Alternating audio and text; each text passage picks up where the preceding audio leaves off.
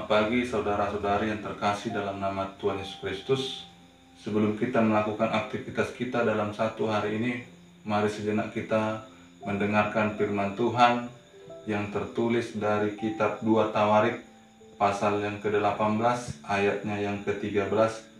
Demikianlah bunyinya.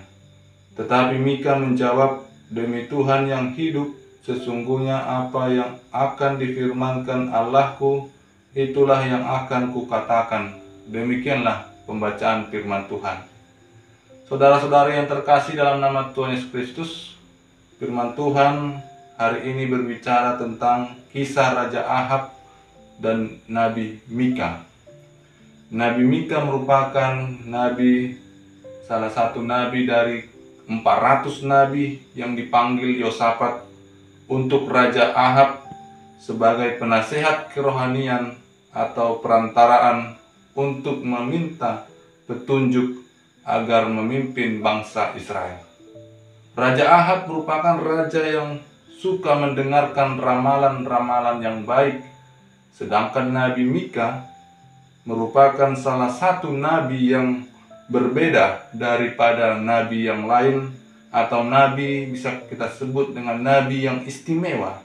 Nabi Mika adalah nabi Allah yang tidak mau kompromi dengan kejahatan dan tidak takut kepada manusia, apapun jabatannya, berapapun tentaranya.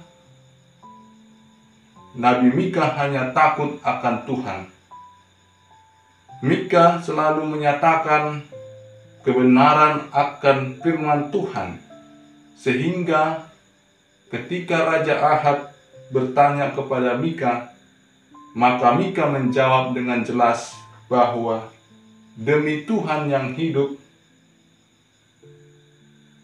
apa yang akan difirmankan Allahku, itulah yang akan kukatakan. Raja Ahab tidak suka mendengar suara Allah, sebab setiap dia mendengarkan suara Tuhan sebagai pesan yang disampaikan oleh para nabi, itu semua terdengar baginya sangatlah buruk dan menyiksa dirinya. Mendengar dan menerima yang baik-baik saja, itulah yang kita atau yang selalu kita inginkan dalam hidup kita. Sulit bagi kita untuk mendengar firman Tuhan yang nadanya menegur, memperingatkan, dan apalagi menghukum. Firman Tuhan yang menegur dan memperingatkan itu perlu kita dengarkan agar kita tahu bagaimana harus merespon dan menyesuaikan diri kita dengan apa yang Tuhan kehendaki. Sertakanlah Tuhan dalam semua keputusan-keputusan kita, berdoalah dan minta petunjuk kepadanya, karena kita membutuhkan Tuhan dalam hidup kita ini. Amin. Semoga Tuhan menyertai kita semuanya dan melindungi kita dimanapun kita berada. Tuhan Yesus memberkati kita semuanya. Horas.